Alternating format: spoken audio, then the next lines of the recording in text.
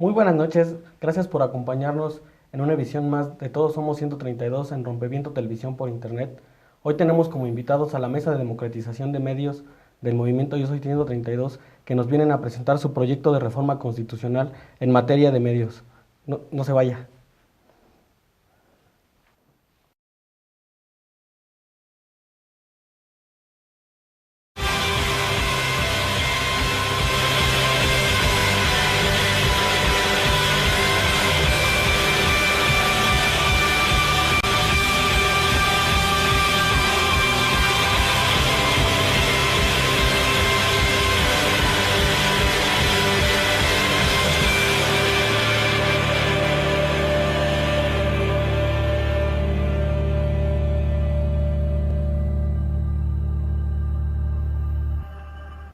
Qué bueno que nos acompaña en este su programa de Todos Somos 132. Como le decía, tenemos como invitados a la Mesa de Democratización de Medios del Movimiento Yo Soy 132 y nos acompañan Alejandría Sevilla de la UAM Coajimalpa, César Ruiz de UAM Posgrados y Aura Ruiz de FES Acatlán. Que bueno, ayer tuvieron ustedes un evento, ¿no?, donde presentaron precisamente este proyecto de reforma constitucional.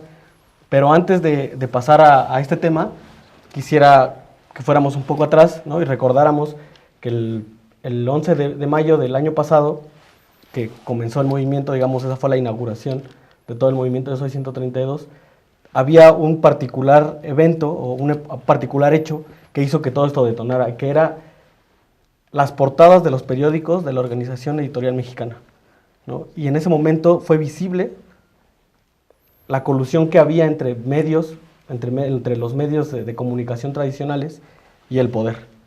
En ese sentido, el movimiento tiene como eje, y siempre ha tenido como eje principal, digamos, o más importante, la democratización de los medios para una vida, digamos, más democrática del país. En ese sentido, nosotros conocemos más o menos cómo fue el progreso del movimiento en términos de asambleas y de movilizaciones, pero las mesas de trabajo tuvieron una particular organización. ¿Nos pueden platicar cómo es que surge la Mesa de Democratización de Medios? Sí, pues fue como un proceso algo, de alguna manera natural. La primera vez que nos comenzamos a reunir como los miembros que integramos ahora la mesa fue antes del debate presidencial. Entonces, ahí cuando se empezaron a conformar las preguntas en torno a este tema de comunicación, empezó a haber una inquietud de varios de los integrantes del movimiento de que no había como una densidad conceptual en la exigencia. O sea, se decía democratizar los medios, pero ¿qué es democratizar los medios? Falta de información, pero ¿qué es eso? Entonces fue cuando surgió como lo de la Asamblea de Huesca, y ahí se organizaron las mesas de trabajo con base en los seis ejes del punto del plan de lucha.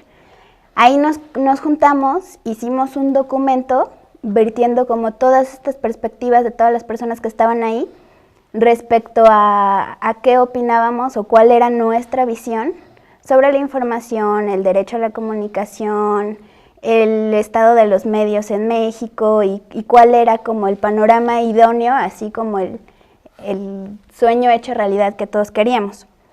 Y ya posteriormente dijimos, bueno, pues hay que conformarnos formalmente. Invitamos a las demás personas del movimiento que quizás pudieran estar interesadas y nos comenzamos a reunir. Digamos que la primera parte en que se basó nuestro trabajo fue en ya establecer de una manera un tanto académica un panorama del sistema de medios en México. Desde estadísticas hasta cosas políticas, hasta lo que fuera. Queríamos vertir toda esa información y tratar de argumentar por qué esa concentración de medios, por qué esa falta de rigor a la hora de dar las noticias, por qué todos estos aspectos afectaban la vida política del país. Entonces hicimos pues sí, como un trabajo sobre lo que era el sistema de medios en México. Ahí ya comenzamos a reunirnos con académicos, comenzamos a hablar con más personas que ya tienen una gran trayectoria en lo que es la lucha por el derecho a la información.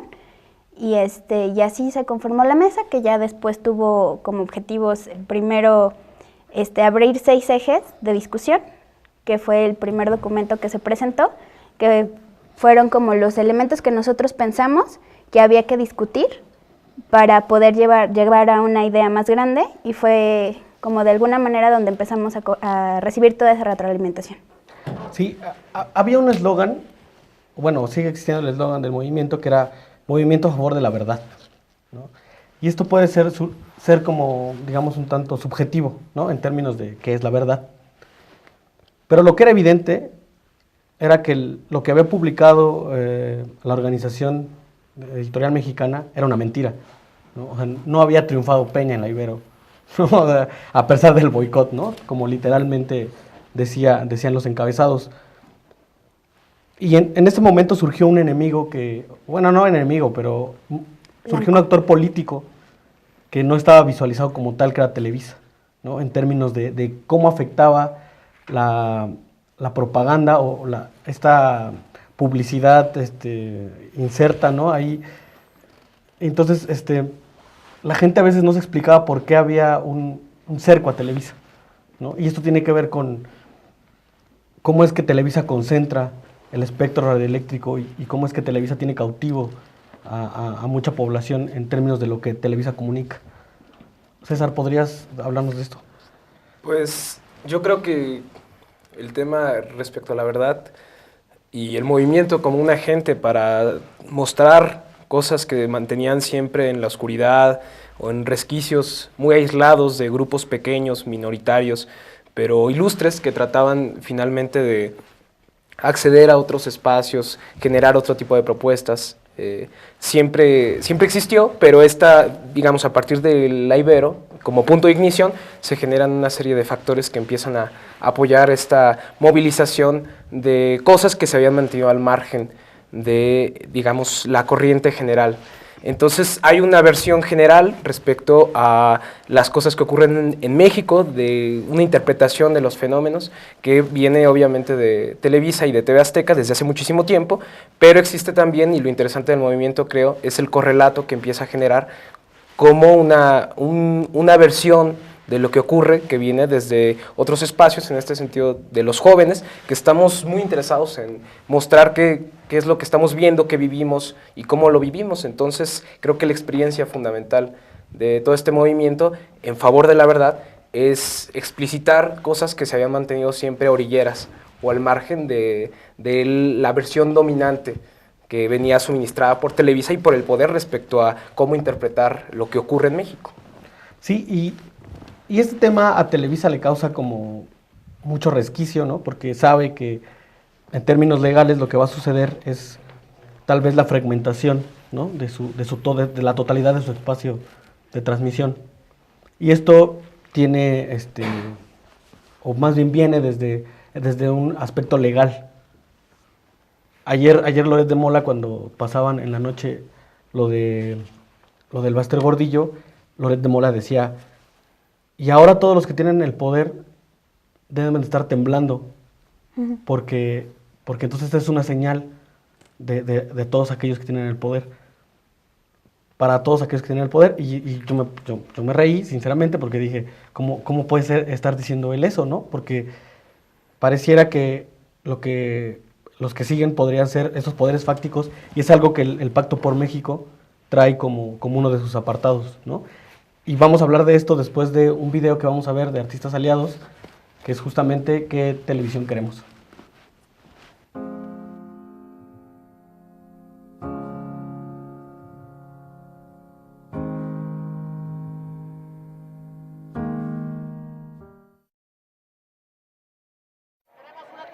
Con papiroflexia, cuentos, planetas. Queremos una televisión con matemáticas, con juegos, con coraje. Queremos una televisión con estructura, imaginación, misterio. Queremos una televisión con comedia, gimnasia, astronomía. Queremos una televisión con pirámides, tesoros, medicina. Queremos una televisión con patinetas, lagartijas, pasadizos. Queremos una televisión con sexo, rinocerontes, esquizofrenia. Queremos una televisión con títeres, moléculas, gastronomía. Queremos una televisión con mantas, crónicas, surrealismo. Queremos una televisión con caligramas, entrevistas, mitología. Queremos una televisión con momias, risas, atardeceres. Queremos una televisión con rimas, descubrimientos, fantasía. Queremos una televisión con códices, artesanías, dragones. Queremos una televisión con fábulas, galaxias, peyote. Queremos una televisión con ritos, ensayos, maravillas. Queremos una televisión con animaciones, colores, geografía. Queremos una televisión con documentales, aventuras, psicodelia. Queremos una televisión con magia, belleza y poesía. Queremos una televisión con arte, ciencia y alma. Queremos una televisión inteligente, moderna y humana. Queremos una televisión verdadera, dinámica y libre. Queremos una televisión nueva, insólita y sabia. No queremos una televisión amarillista, manipuladora, mentirosa, aburrida. No queremos una televisión que nos bombardee con publicidad. No queremos una televisión que nos quiera vender y vender. Y vender y vender y vender y vender y vender y vender y vender y vender y vender y vender y vender. Productos, productos, productos, productos, productos, productos, productos, productos. No queremos una televisión con chismes. No nos interesa la vida privada de la farándula. No queremos una televisión con estereotipos, con telenovelas misóginas, telenovelas chafas de magnoberrinches, telenovelas con gente artificial, falsa, que no nos representa. No queremos una televisión que crea que la rebeldía son unas chicas fresas que se desacomodan la corbata y cantan "Soy rebelde". Porque toda esa mierda que vierte Televisa y TV Azteca llega hasta los lugares más recónditos del país. Esa mierda llega hasta lo profundo de la selva, hasta el desierto, llega hasta las islas de la península, hasta la frontera norte y más allá. No queremos que esa mierda inunde nuestra cultura. No queremos que esa mierda inunde nuestra cultura. No queremos que esa mierda inunde nuestra cultura. No queremos más mierda en la televisión mexicana. No queremos una televisión que desinforme, que piense solo en el dinero. No queremos una televisión que contamine, que engañe. Y mucho menos queremos una televisión que nos diga qué pensar y por quién votar. No queremos que nos impongan a un ladrón, a un asesino, a un homofóbico, a un ignorante, a un junior, a un maniquí, a un riquillo como presidente. No queremos que con mercadotecnia nos convenzan y decidan nuestro futuro. La televisión es nuestra. Nosotros decidimos qué ver. La televisión es nuestra. La televisión es nuestra. La televisión es nuestra. Queremos que Televisa y TV Azteca y Peña Nieto ya no existan en la televisión. No queremos a Peña Nieto, no queremos a Televisa, no queremos a TV Azteca. Los mexicanos somos dueños de nuestra televisión. No queremos a TV Azteca, no queremos a Peña Nieto, no queremos a Televisa. Queremos una televisión con belleza, cultura y poesía.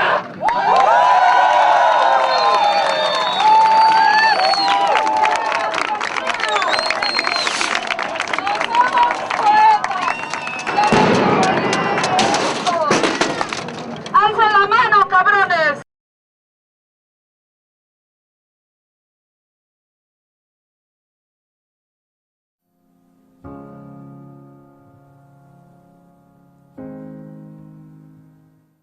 Gracias por continuar con nosotros en Todos Somos 132 por Rompeviento Televisión por Internet. Estábamos hablando del pacto, bueno, íbamos a empezar a hablar del Pacto por México, ¿no? y lo que implica. El Pacto por México tiene como dos vertientes en términos de lo que dice sobre telecomunicaciones, que es la parte jurídica y las implicaciones políticas. Aura, ¿nos puedes hablar un poco de esto? Una de las discusiones que se dio ayer en el proyecto que presentamos es que el Pacto por México presume que incluye a los actores y que es democrático porque incluye las tres políticas nacionales más fuertes, al PRI, al PAN y al PRD. Sin embargo, el discurso del pacto es la inclusión y la discusión, pero han marginado a todas las organizaciones de la sociedad civil que estamos interesadas en este tema. Los puntos del pacto que refieren telecomunicaciones son tan generales que hacen ver que cualquier reforma que ellos quisieran hacer tendría unos efectos democráticos increíbles. Pero nosotros sabemos, históricamente el PRI ha tenido discursos democráticos, pero no prácticas democráticas. Nosotros esperamos como mesa que la reforma que presenta el pacto parezca muy buena, pero que no resuelva de fondo los problemas en el sistema de medios de comunicación. Y a esa premisa tendemos cuando presentamos este proyecto que consideramos sí resuelve las cosas de fondo. Sí, parecería que lo que resuelve es abrir una o dos nuevas cadenas de televisión, ¿no? Lo cual en realidad no implica que haya variedad, solo más de lo mismo. Y hay otros aspectos que incluye el Pacto por México que tal vez no están directamente relacionados con telecomunicaciones, pero cuando hablan de convergencia y de bla, bla, bla, bla, bla, en la parte de educación está la de dotar a todos los niños de quinto y sexto de primaria de computadoras con internet. Y que se haga una banda, que toda la población mexicana tenga acceso a la banda ancha. Y eso para ellos es resolver el gran problema de la brecha digital y la alfabetización digital y mediática. Tú dándole una computadora a un niño que vive en una sierra que no tiene que comer, sí, no vas a resolver ni su problema de una vida digna de todo lo que se tiene que enfrentar todo el día, y mucho menos le vas a dar una herramienta útil para su vida. Sí, es una propuesta ignominiosa en términos de que se pretende como terminar con las diferencias en términos económicos de quién tiene acceso al internet y quién no. Hace algunos meses sacaban una estadística que decía que el 80% de la población tiene acceso a internet por medio de teléfonos inteligentes, ¿no? Lo cual yo no sé qué tan cierta sea ese análisis. Son mañosas y engañosas, porque con que tú vivas a una cuadra de un café internet, eso es que tú tienes acceso a internet. O sea, si tú tienes un teléfono inteligente, aunque no tengas los recursos para pagar una red de acceso a internet, ya tienes el acceso, ya tienes la oportunidad. Que no tengas los recursos, y que tengas los recursos económicos tampoco llena ese vacío de la alfabetización mediática y de las herramientas que a ti se te tienen que dotar cognitivamente, etcétera, etcétera, para que tú hagas un buen uso de esa herramienta que te sirva para ejercer y exigir tus derechos. A ese tipo de cosas es a las que nos referimos cuando decimos que no resuelven los problemas de fondo. Si es cierto que todos queremos tener acceso a la banda ancha o nos gustaría que así fuera, el problema es que también el uso de las tecnologías nos ha abierto muchísimos canales de información. Entonces, la información ahora es la norma, no la falta de la misma, pero no tenemos acceso ni se nos dota de las herramientas necesarias para poder discriminar lo que es un documental, de lo que es un artículo de opinión, a lo que es una nota informativa. Entonces, esto es una de las partes que introducimos en el proyecto, que es que como un elemento fundamental de la educación en México haya alfabetización mediática, informacional y digital, que son como estilos distintos de cómo mirar los medios y cómo tenemos que tener esa educación en estos momentos de tecnología. Sí, porque se ve a la información como un consumo y no como un derecho, ¿no? Entonces, en ese sentido, tampoco no tiene derecho la gente que lo consume. Sí. Además, creo que un poco el tema del Pacto por México es en realidad el quiénes y cómo lo están haciendo. Solamente para redondear eso. Entonces, cuando hablamos de quiénes, nos referimos a el Partido Revolucionario Institucional, en el cual no confiamos, y que justo muchas personas participamos para que no llegara al poder porque lo conocemos. Entonces, el tema es, no podemos confiar en ellos respecto a lo que están ofreciendo. Y por otro lado, está el cómo lo están haciendo, que es a partir del pacto, en donde se supone que es un pacto amplio y en realidad está avalado solamente por 3 partidos en el poder. Entonces, actores fundamentales que han impulsado una gran cantidad de temas relacionados con lo que aparece en todo el documento del Pacto por México, quedan fuera. Y quedan fuera, no les piden su opinión, y lo que termina por ocurrir es que se comen sus propuestas y después las presentan como propias. Entonces, yo creo que también es fundamental considerar que gente que ha estado impulsando durante mucho tiempo este tipo de reformas queda fuera, porque en los puntos más críticos de toda la propuesta, que en realidad cambian la dinámica y la estructura del tema de medios en México, no se tocan. Entonces, ese yo creo que es el problema más importante. Sí, y es evidente en este problema que tuvo ahora Purificación Carpinteiro, ¿no? Que tal vez es la que ha estado como ahí, digo, también desde un partido político y desde su posición como diputada, senadora, diputada. Diputada. Que tuvo ahora un problema con, no sé cómo se diga en términos técnicos, esto de que los canales públicos se pagan, ¿no? Dentro de las televisiones, dentro del cable o dentro. Must offer y must carry. ¿Cómo? Must offer y must carry. O sea, esas son el tipo de regulaciones que debería haber. Si yo tengo un acceso a la televisión o tengo un canal de televisión pública, no tengo por qué hacerle pagar a una empresa por transmitir mis contenidos. Y de igual manera, o sea, tiene que haber como esa reciprocidad. Y está teniendo ahora ella una campaña, ¿no?, de desprestigio en Televisa justo por este tipo de propuestas que suben, pero como bien dice César, este tipo de propuestas no nacieron de los políticos. Esto ha sido una lucha de otros actores de la sociedad civil que ahora quedan fuera, ¿no?, por medio de este pacto, ¿no?, el pacto entre las cúpulas políticas, y dejan fuera a la sociedad civil. En ese sentido quisiera preguntarles, en noviembre me parece, Amedi presenta 21 puntos, ¿no?, y ustedes presentan los 14 puntos de las exigencias mínimas. ¿Cuál es la diferencia entre la propuesta de Amedi y la propuesta de ustedes en términos de qué es democratización para ustedes y qué es democratización para ellos? Entendido que no es lo mismo, ¿no? Ok. No es necesariamente que existan diferencias, son más bien, el DEM funcionó como los puntos que nosotros creemos que sin ellos no puede haber un sistema de medios que se llame democrático. Lo que es cierto es que hay muchas coincidencias y también tocan de manera distinta algunos puntos. La discusión del DEM se da en estos alrededor de 5 meses, de que nosotros leemos muchos artículos de gente que forma parte de la MEDI, pero también con esta visión de juventud, de qué consideramos nosotros. Porque también es cierto que, y lo hemos vivido en la mesa, que después de una discusión de un tema uno se convence de que es lo mejor. Entonces hay ciertas cosas que Amedi propone que nosotros creemos que deben ir más allá. Dentro de Amedi apoyó la Ley Federal de Telecomunicaciones y Contenidos Audiovisuales y presentaban un proyecto donde iba a haber reconocimiento a las radios comunitarias, por ejemplo. Pero nosotros creímos que hay que ir un poco más allá. O sea, no es solo como reconocerlas, sino también darles prioridad a los medios que no son comerciales.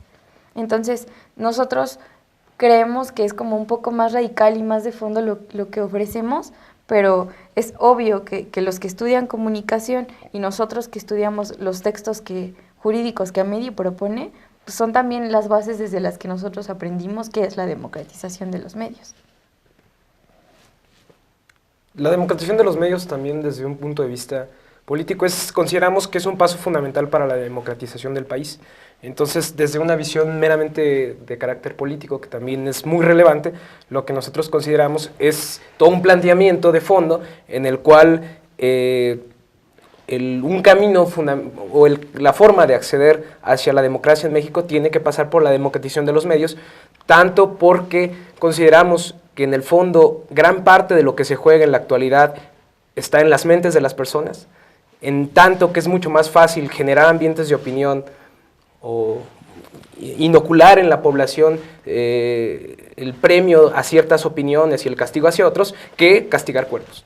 Entonces, en esa medida, nosotros consideramos que gran parte de lo que se juega es en la mente de las personas y, por lo tanto, mientras siga existiendo este duopolio, como este monstruo que entra diariamente en la casa de todos los mexicanos, y no cambie eso, consideramos que va a ser difícil que haya una verdadera democracia en la medida en que no va a haber la posibilidad de que te puedas expresar libremente, de que esa expresión además tenga repercusión social, y consideramos que mientras eso no ocurra, tanto en radio como en televisión, va a ser muy difícil que podamos cambiar las cosas en México.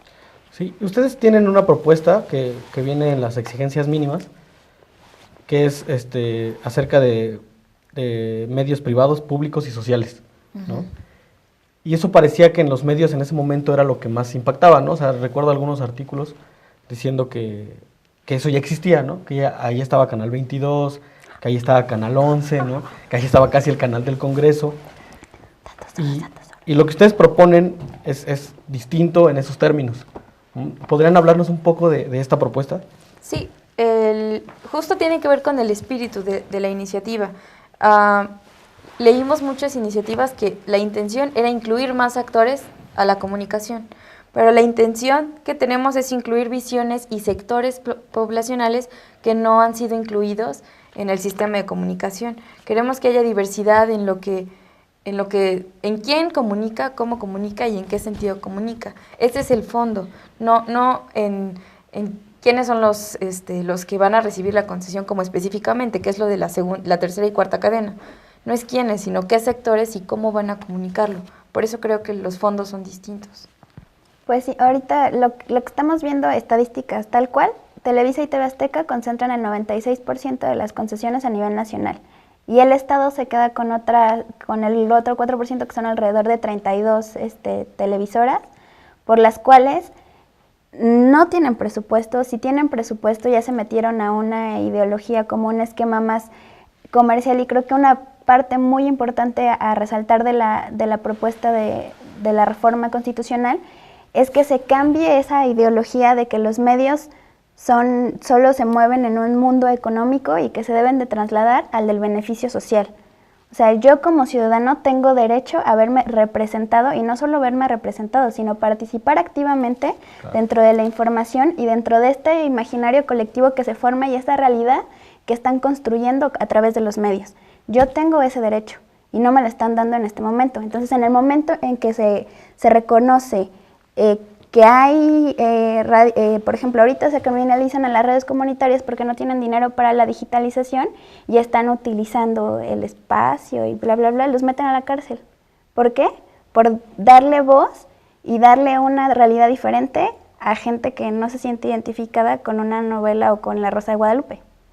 Entonces, la importancia de esto es que no nada más Televisa puede quedarse y puede seguir transmitiendo absolutamente todo lo que quiera, pero también hay otro espacio donde una universidad o donde una comunidad o donde un colectivo o donde, como el video de Sandino, o sea, el poema de Sandino, perdón, o sea, todo el mundo tiene derecho a decir lo que se le pegue la gana siempre y cuando respete los derechos humanos y no promueva la discriminación. Es todo.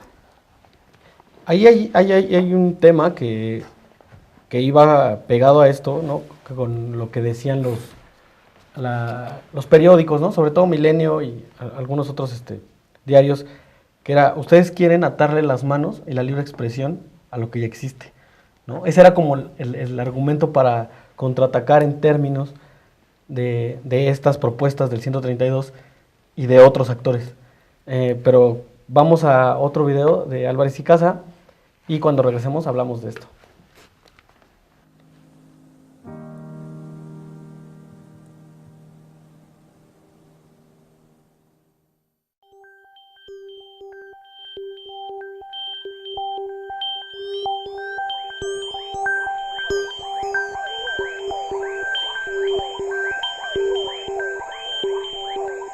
La democratización de los medios es uno de los grandes pendientes de la transición democrática mexicana. Y no solo tiene que ver con un fenómeno de redefinición de lo público, sino que pasa por un fenómeno de romper herencias e inercias antidemocráticas en nuestro país.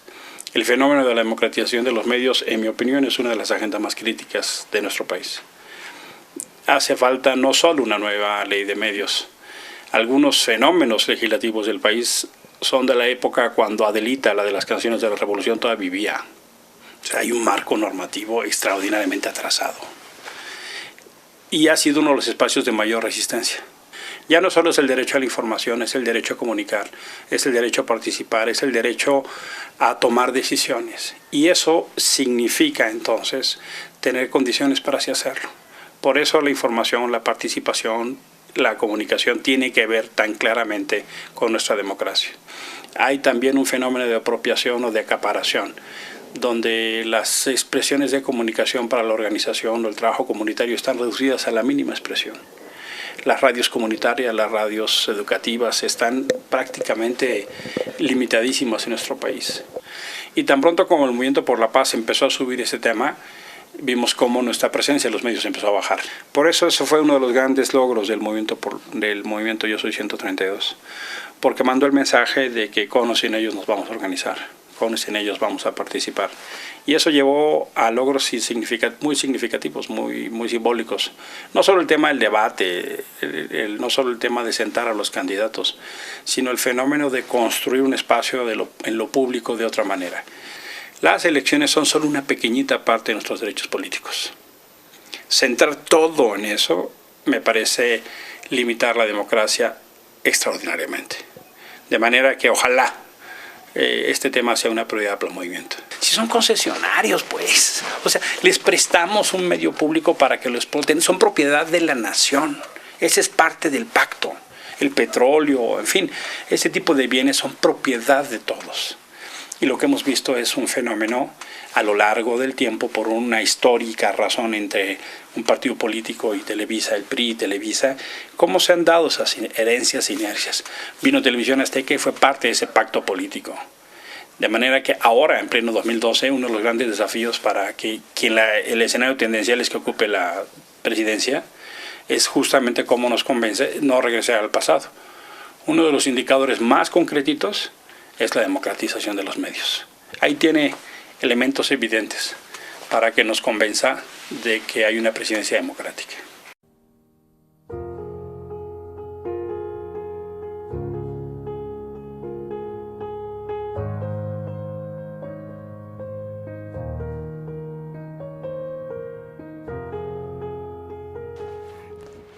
Gracias por continuar con nosotros en Todos Somos 132 en Rompeviento Televisión por Internet. Estamos con la Mesa de Democratización de Medios del Movimiento Yo Soy 132 y estábamos hablando, antes de irnos al video, de que cuando ustedes presentan el documento de exigencias mínimas, algunos periodistas y algunos medios trataron de atacarlo diciendo que estaban tratando de hacer un poco de censura, o sea, estaban tratando de censurar ciertos contenidos, ¿no? Y esta censura venía en términos de solo ustedes, solo el 132 puede decir qué es bueno y qué es malo en la televisión y en los periódicos y en la radio. Y eso va directamente relacionado con su propuesta de repartir o de abrir espacios en términos de lo público, lo privado y lo social. Entonces, en esta parte es excelente que lo toques. Nosotros como premisa para toda la iniciativa, empezamos con que nosotros tenemos derechos de audiencia, que se nos ha tomado como un montón de numeritos de rating, de a ver qué programa es el que deja más, pero se nos ha omitido que tenemos derechos de ver cosas distintas. Entonces hay un ataque en cuanto a que queremos nuevos actores. Entonces en esta parte de la redistribución del espectro radioeléctrico y de las concesiones, pues es porque nosotros nos sentimos también como espectadores que no hay lo que queremos ver, pero debe haber otros espacios para así verlo. Por eso es la propuesta de los tres sectores, que el Estado con las universidades, los organismos de derechos humanos, tengan un espacio para transmitirnos estas cosas, ¿no? La Universidad de Guadalajara seguro tiene muchas cosas que decir, y la Universidad de Chihuahua, y no tenemos esos espacios que sí son censurables por Televisa, pero que nosotros deberíamos poder escuchar en otros espacios. De igual forma con las redes comunitarias. De lo que se trata aquí es de que ahorita en el modelo de sistema, en el sistema de medios que ahorita están transgrediendo nuestro derecho a la comunicación. O sea, no se trata nada más de que yo tengo el derecho de recibir todo tipo de información, sino de que yo tengo derecho a producir información. Y es un círculo en el cual todos tenemos el derecho de participar. A lo mejor tú no quieres, pero hay 10 millones de personas a las que sí les gustaría y siempre han tenido algo que decir. Entonces, el asunto es de que otro punto importante de la reforma es que va a haber un órgano regulador que se va a encargar de asignar los espacios de espectro o de las concesiones que hay. Es un órgano integrado, es autónomo y está integrado de la manera más democrática que encontramos por miembros de universidades, por académicos, por representantes de comunidades indígenas. Eso es muy importante. Lo innovador de este organismo es que tendría especialización técnica, pero la dirección sería ciudadana. La composición sería colegiada, o sea, muchas personas, varias, más de 10, que representarían a los sectores que estamos proponiendo. Tres personas que representaran a cada sector, público, privado y social comunitario. Una persona que representara a las universidades para también hablar de los contenidos, de la inclusión de contenidos. Luego, representantes de escuelas especializadas en comunicación. representantes de defensores de derechos humanos, representantes de los pueblos indígenas, para tener justo dentro de este mismo organismo la representación de lo que hay en México, de los tipos de población que existen. Y respecto a este modelo que proponemos, dividido en tercios, hay una cosa muy importante que yo creo que conforme fuimos desarrollando en la mesa de medios nos hemos dado cuenta de la radicalidad de esta propuesta, y tiene que ver fundamentalmente con que el criterio para determinar el acceso a la propiedad ya no es económico, político, liberal, que es quien oferta y demanda, sino el criterio es democrático. Entonces vamos a dividir de acuerdo a sectores, y eso en realidad es muy radical, porque en temas de propiedad generalmente la cuestión viene más por el lado de economía liberal. Entonces creo que en esa parte es muy importante lo que estamos planteando en cuanto al modelo, y a lo que se dirige justo es a la transformación de las industrias culturales, a cambiar hábitos, a generar nuevas dinámicas a partir de que la gente comience a darse cuenta de que puede participar de manera protagónica en los contenidos de la televisión, que puede generar su propia información, que puede tener acceso a otros medios, que puede cambiar todo este tipo de hábitos culturales, y que eso en el largo aliento, en procesos de transformación más bien geológica, son las cosas más importantes. Entonces creo que esos son dos de los puntos fundamentales dentro de todo el diseño ya del documento, que en el fondo apuntan a generar transformaciones muy de fondo, muy radicales en sociedades en red que están vinculadas a partir de comunicación, y que se vuelve fundamental el tema de los medios en sociedades que se articulan de esta forma. Sí, porque en términos generales, lo que estarían diciendo ustedes es que lo que existe hoy es una censura, y no al revés, ¿no? Como se trata de plantear en términos de estas propuestas que se han hecho, ¿no? Y porque a mí ese tema me parece súper interesante, porque es justo una forma de presentarlo a la gente, ¿no? Y si le ven, ellos nos quieren atar las manos, ¿no?, de lo que decimos, cuando lo que ustedes están tratando de hacer es abrir un espectro mucho más amplio. Pero aquí hay un tema, ¿no?, que va de la mano, que es el dinero público dentro de la televisión. O sea, ¿hasta qué grado o hasta dónde ustedes piensan que, observando lo que se escribió en el Pacto por México, ¿no?, en términos de que eso es lo que se supone que van a hacer, ¿no?, ¿hasta dónde ustedes creen que de verdad vayan a acabar con los monopolios, ¿no?, porque eso implica hacer una reforma que le afecta a Televisa, ¿no?, y a los poderes fácticos como Televisa, ¿no? ¿Hasta dónde creen que de veras pueda suceder esto en términos de lo que dice el Pacto por México? Aparte es una discusión súper amplia, porque meterse con Televisa de repente solo lo pensamos como en términos de televisión, pero el grupo tiene radio, tiene impresos, tiene propiedad, lo que se llama propiedad cruzada. Entonces, si dicen así como que, bueno, va a haber una tercera y cuarta cadena, la televisión está lista, pero hay un problema de telefonía también, de monopolios en las telecomunicaciones, y quieren dejar entrar con Televisa y Iusacell, pero no quieren dejar entrar a Slim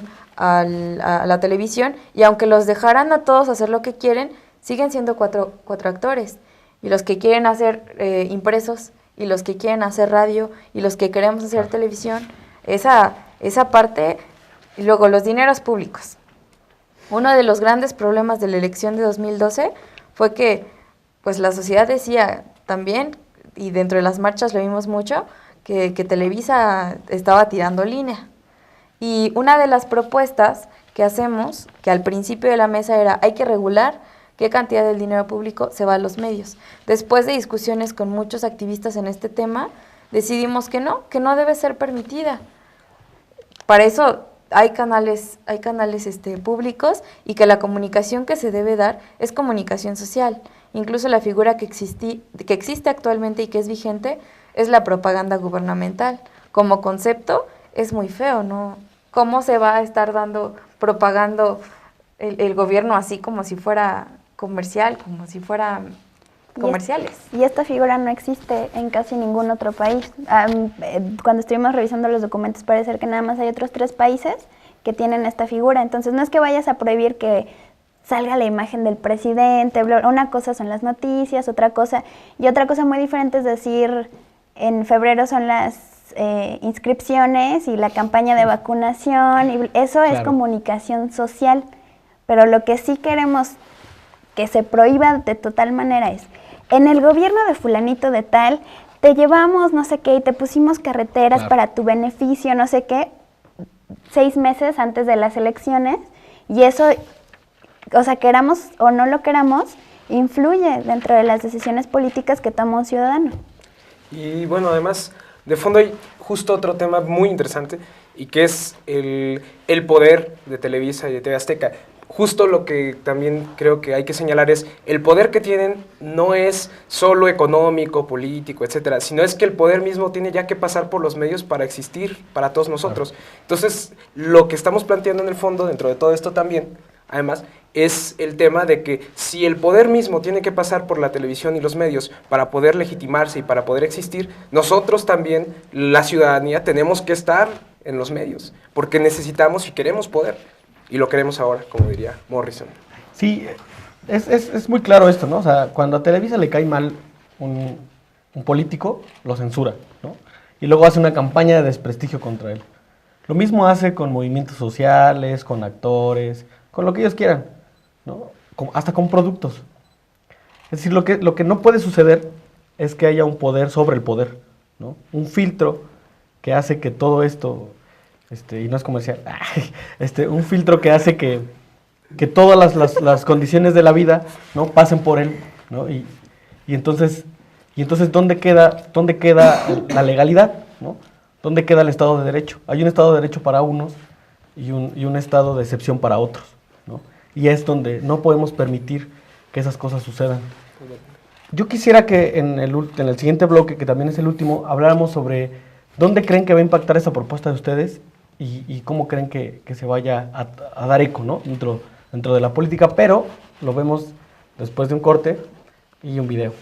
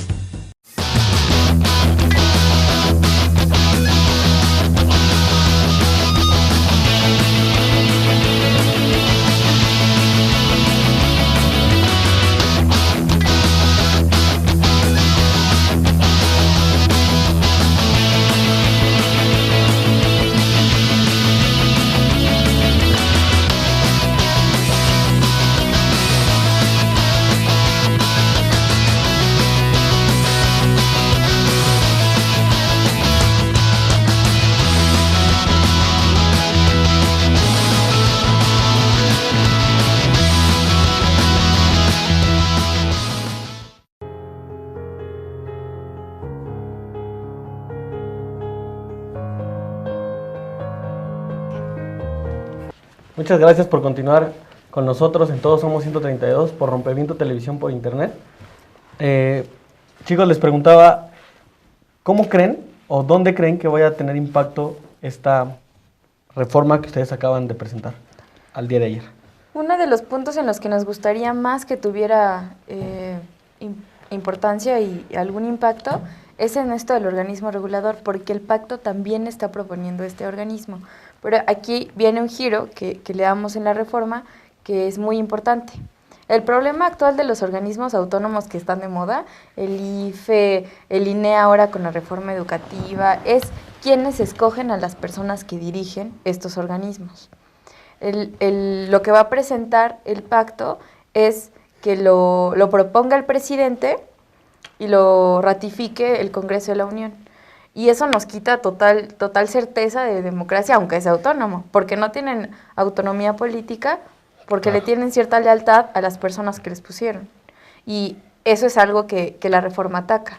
Le quitamos la facultad discrecional que tiene el presidente, se la damos al organismo y el que puede legislar en materia de espectro radioeléctrico es el Congreso de la Unión, pero lo más importante es cómo se designan las personas que van a integrar este organismo regulador que están proponiendo todos, que es esto que habíamos comentado de los representantes de los 3 sectores, representantes de la educación en el país, representantes de educación especializada en medios, defensores de derechos humanos y pueblos indígenas. Es totalmente distinto lo que podría hacer un organismo con esa designación. Claro. Y ya respondiendo más o menos a tu pregunta, que dónde creemos que ayer lo dijimos en la conferencia de prensa, nosotros no hemos tenido acercamientos con legisladores, también en tanto que como una parte de visión del movimiento ideológica no sería la opción más viable o la más éticamente correcta de nuestra parte. Pero lo que sí hacemos es dejar esta propuesta en la mesa y retar a los legisladores que hagan cumplir el mandato que se supone que tienen de legislar en favor de los ciudadanos y no de intereses políticos, económicos o de miedo, o personales incluso de miedo de que si yo presento esta reforma ya no voy a tener nota en Televisa, entonces me van a invisibilizar y entonces ya mi carrera política estará acabada. Retando a los legisladores que hagan su trabajo. Y que hagan su trabajo y atiendan una consigna social que en algún momento fue de masas. O sea, eso es algo que le interesa a la sociedad y es una propuesta que viene desde la sociedad y de un movimiento estudiantil. Y justo el tema es ese, que el tema de la democratización de medios es fundamental, esto transmitirlo, no es un problema de México, es un problema del mundo. Y puede incluso, yo siempre he impulsado esa idea, incluso puede ser la guerra del siglo XXI el tema de quién controla los medios y cómo se utilizan. Entonces, justo es fundamental recuperar esta parte de que en México inicia un proceso que se va a mundializar seguramente respecto al tema de quién tiene acceso a los medios, cómo se utilizan, cuál es la relación que la gente tiene respecto a sus propios medios, etc. Entonces, me gustaría mucho rescatar esa parte que genera entusiasmo en el fondo, que esto es el primer momento de lo que va a ser una lucha muy larga en México, en América Latina y seguramente en el mundo, porque con la convergencia de nuevas tecnologías digitales, con poblaciones, estamos viviendo un giro copernicano en donde lo más probable es que termine por enfrentarse la utilización de esta tecnopolítica, esta técnica al servicio de la sociedad, contra los medios clásicos de comunicación masiva. Entonces estamos, claro, por lo menos lo considero, en las puertas de mayorías inteligentes, dinámicas, que se comunican en red, más que por esta tradición de medios que dan mensajes unilaterales. Entonces el cambio está presente y estamos a las puertas de él. Una de las cosas que se le criticó al movimiento, y lo hacen constantemente, es que somos radicales y que queremos destruir todo, pero creo que una de las cosas más importantes es que un montón de chicos de diversas escuelas con formaciones distintas se sientan a discutir el tema en términos académicos y decir, bueno, como dicen también que hay que transformar las cosas, que el Estado de Derecho, por el Estado de Derecho también puede ser modificado, y entonces nos sentamos a estudiar un montón de propuestas y presentarles algo que entonces ellos pueden, con con todas las facultades del mundo decir, te la presento ahora sí. Pues decías que no jugaba en tus formas. Nosotros tenemos muchas formas democratizando los medios con un programa, con radio, con periódicos en muchos estados, pero también podemos jugar con sus reglas, que es toma esta iniciativa, tiene todo un respaldo jurídico, todo un estudio crítico con el contrainforme que hicimos, un estudio académico con el DEM, con el documento de exigencias mínimas, y también ahora tiene un soporte de cómo es que esto sí puede ser legislativo y cómo es que se puede llevar a la realidad. Y no nada más eso, sino también la apertura del diálogo, que no fue nada más de nosotros, nos sentamos en un cuartito, como ahorita está sucediendo en el Pacto por México, a discutir y pasamos por debajo de la puerta un documento, sino que ha sido un trabajo que se ha discutido tanto en especialistas, académicos, legisladores y gente que tiene años luchando en esto. Entonces esto no es nada más algo del 132, sino fue algo que se discutió y que se abrió a todo el mundo. Pareciera que eso es lo que no les gusta, ¿no? O sea, pareciera que la política es de políticos y no de la sociedad civil, ¿no? Justo yo creo que esa es la realidad, y es la realidad que estamos tratando de destruir. O sea, al final yo creo que en gran parte el documento de exigencias mínimas, que esta es la narrativa de lo que se ha venido haciendo, se canta ahí todo este trabajo, y que después lo que se hace es llevarlo a la ingeniería constitucional para operativizar en términos jurídicos el documento de exigencias mínimas. Entonces, en el fondo, estos documentos son como grandes máquinas en papel para hacer estallar las puertas que nos han negado el paso hacia la democracia. Entonces, esa es parte de lo que estamos haciendo. Y se viene, por lo que decía sobre la lucha en medios de comunicación, es interesante lo que ustedes proponen en términos de que las políticas de Enrique Peña Nieto son las contrarias, ¿no? Que es concentrar el poder en él, ¿no? Con un discurso de democracia, lo que él está haciendo es empezar a concentrar todo el poder en una vieja estructura presidencialista, ¿no? Que está regresando, ¿no? Con toda su fuerza. Los que ustedes presenten una propuesta tan radical, no en términos de que no se dialoga, no en términos del Estado de Derecho, sino radical en términos de cómo hacer política, me parece que ahí se van a topar con un problema, ¿no? Porque los legisladores, y tal vez algunos lo retomen, tal vez no es en totalidad, pero en algunas partes, pero ahí está un poco difícil, ¿no? Pero ustedes, ¿qué piensan de cómo es que puede dar eco en las cámaras esto? Ahí sí hemos tenido acercamiento desde ayer en Twitter, gente que pues, también hemos conocido por el movimiento, legisladores que se han acercado así como de, pues hay que explicarla, hay que explotarla, pero también uno tiene que tener cuidado como movimiento y como mesa en quiénes son, claro. Quiénes son estos actores, pero nosotros lo vemos bien, creemos que va a haber apertura, ya hay iniciativas que se supone tienen una tendencia democrática, y yo no dudo que haya quien la quiera tomar, pero lo que es absolutamente cierto es que sin presión política de estas organizaciones, nosotros no va a pasar por pura buena voluntad. Sí tenemos que hacer presión sobre los legisladores para que la tomen, para que tomen el mandato ciudadano, y también ayudar a argumentar a esos legisladores que la quieran tomar. Y luego también asumir la campaña de desprestigio que seguro podremos tener, porque tenemos todos los argumentos políticos, conceptuales, teóricos y también jurídicos.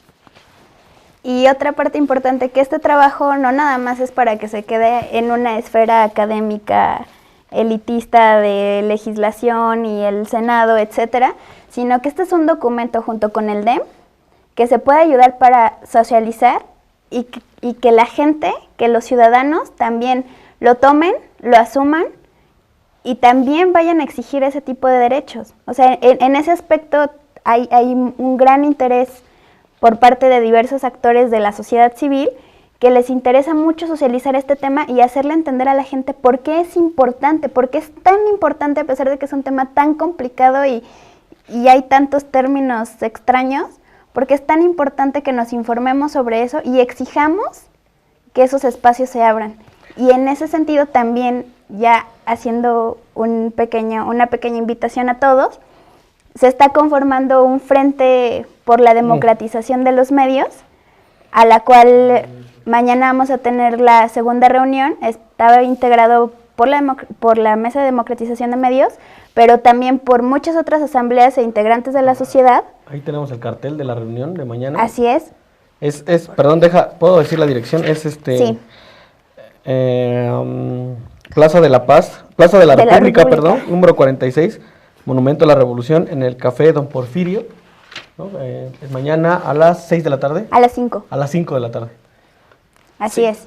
Sí, y justo ese es el tema, necesitamos muchísimo apoyo para organizarnos, porque realmente no se trata solo de tener los mejores argumentos, sino de tener una organización que pueda impulsarlos. Entonces, el tema es, democratización de medios lleva muchos años, pero se percibe que por su complejidad y porque es muy técnico, no genera emociones movilizadoras, no hace que la gente salga y se manifieste, salvo cuando tiene cruces con cuestiones políticas que empiezan a movilizar el tema. Entonces, nuestra idea en este caso es podernos organizar y además poder dinamizar el tema para que la gente cobre conciencia de lo importante que es, lo comparta y cambie las cosas, porque el tema de fondo también es ese. No se trata de que la gente no se dé cuenta de que los contenidos de Televisa y TV Azteca no son los adecuados, sino que no puede hacer nada. O sea, el tema no es que sepas que es mentira lo que te dicen, sino que tengas que vivir en esa mentira. Sí, pareciera que el problema en esos términos es que la gente no hace una relación entre estas leyes o entre esta forma de aplicar las leyes y su vida cotidiana, ¿no? Pero ayer estaba viendo lo de el Baster y justo en Televisa decía uno, no recuerdo, un invitado, y estaba Denise Dresser y estaba él. Y entonces él decía, Dresser decía de manera muy simple, esto del Baster es una manera de legitimarse Peña. Y la persona que estaba, no recuerdo cómo se llama, Tello se apellida, no recuerdo cómo se llama, le decía, no, ya vivimos en un país democrático y está actuando bajo la ley, ¿no?